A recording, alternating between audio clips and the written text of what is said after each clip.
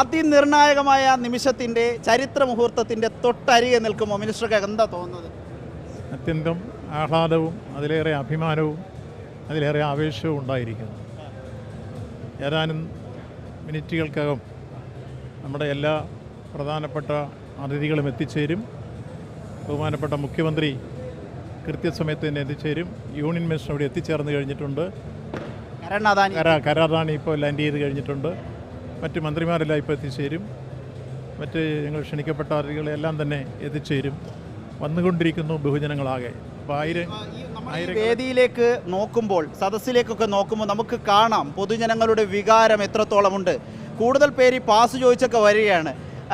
കൂടുതൽ ആളുകൾക്ക് ഈ അവിസ്മരണീയ മുഹൂർത്തത്തിൽ സാക്ഷിയാകണം. ഒരുപാട് ആളുകൾ പാസ് കിട്ടാതെ നിന്ന് വിഷമിക്കുന്നുണ്ട്. പക്ഷേ അവർക്കെല്ലാം കാണാൻ വേണ്ടി ഞങ്ങളിപ്പോൾ പൊതുവിൽ സ്ക്രീൻ വെച്ച് കാണിക്കാനുള്ളൊരു സൗകര്യം ഉണ്ടാക്കിയിട്ടുണ്ട്. അപ്പോൾ ആയിരക്കണക്കിന് ആളുകൾ ഇരമ്പിയാർത്താണ് ഈ ചരിത്ര മുഹൂർത്തത്തിന് സാക്ഷികളാവാൻ ഇപ്പോൾ തയ്യാറെടുത്തുകൊണ്ടിരിക്കുന്നത്. അതാണിപ്പോൾ നിങ്ങൾ കണ്ടുകൊണ്ടിരിക്കുന്ന രംഗം. നമ്മൾ ആരെയും ക്ഷണിക്കാതെ തന്നെ ഒഴുകിയെത്തുകയാണ് ജനം. അത്യന്തം അഭിമാനകരം, ആഹ്ലാദകരം.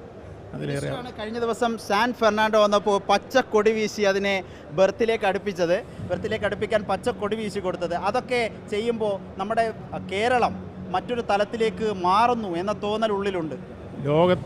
ലോകത്തിൻ്റെ നെറുകയിലേക്ക് കേരളത്തെ ഉയർത്തിക്കൊണ്ടുവരുന്ന ധന്യമുഹൂർത്തത്തിന് സാക്ഷ്യം വഹിക്കാൻ കഴിഞ്ഞു എന്നാണ് അപ്പോൾ നമ്മുടെ മനസ്സിൽ തോന്നിയ വികാരം. ലോകമെമ്പാടുമുള്ള മലയാളികൾ ഇത് ഉറ്റുനോക്കുന്നു.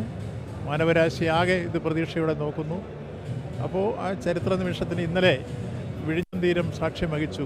പച്ചക്കൊടി വീശി സാൻ ഫെർണാണ്ടോ എന്ന മദർഷിപ്പിനെ നമുക്ക് വരവേൽക്കാൻ കഴിഞ്ഞു. അഭിമാനകരമാണ്, ആഹ്ലാദകരമാണ്.